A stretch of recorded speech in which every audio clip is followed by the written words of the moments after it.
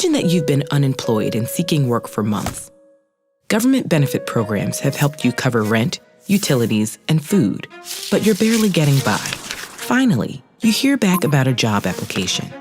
You receive your first paycheck in months, and things seem to be turning around, but there's a catch. Your new job pays just enough to disqualify you from the benefit programs, and not enough to cover the same costs. To make things worse, you have to pay for transportation to work and childcare while you're at the office. Somehow, you have less money now than when you were unemployed. Economists call this demoralizing situation the welfare trap, one of the many different poverty traps affecting millions of people around the world. Poverty traps are economic and environmental circumstances that reinforce themselves, perpetuating poverty for generations. Some poverty traps are tied to an individual's circumstances, like a lack of access to healthy food or education.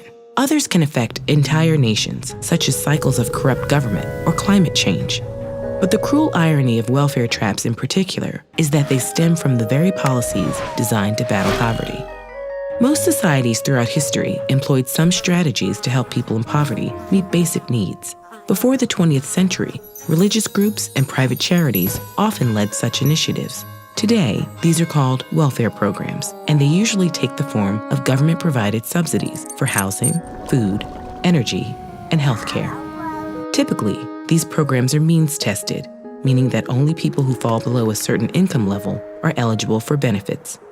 This policy is designed to ensure aid goes to those who need it most, but it also means people lose access as soon as they earn more than the qualification threshold, regardless of whether or not they're financially stable enough to stay there.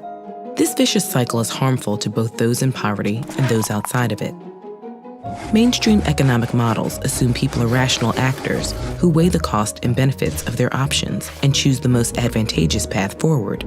If those in poverty know they'll gain no net benefit from working, they're incentivized to remain on government assistance. Of course, people work for many reasons, including societal norms and personal values. But income is a major incentive to pursuing employment. And when less people take on new jobs, the economy slows down, keeping people in poverty and potentially pushing people on the cusp of poverty over the edge. Some have suggested this feedback loop could be removed by eliminating government assistance programs altogether. But most agree this solution is neither realistic nor humane. So how can we redesign benefits in a way that doesn't penalize people for working? Many countries have tried different ways to circumvent this problem. Some allow people to continue receiving benefits for a given period after finding a job, while others phase out benefits gradually as income increases. These policies still remove some financial incentive to work, but the risk of a welfare trap is lower.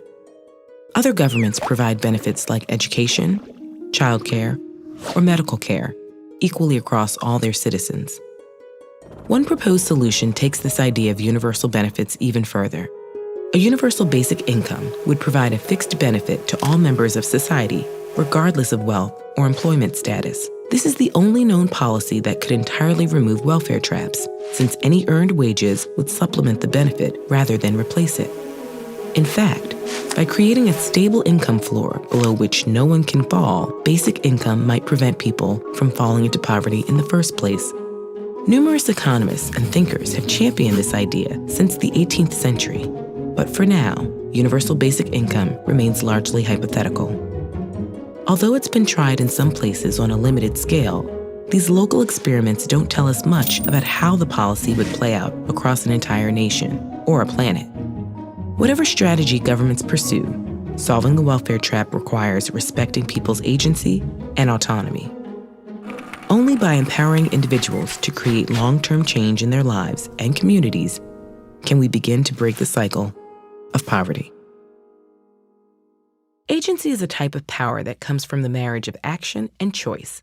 But what exactly is power? What role does it play in society? Is there a way to acquire and use it responsibly? Learn more with this video.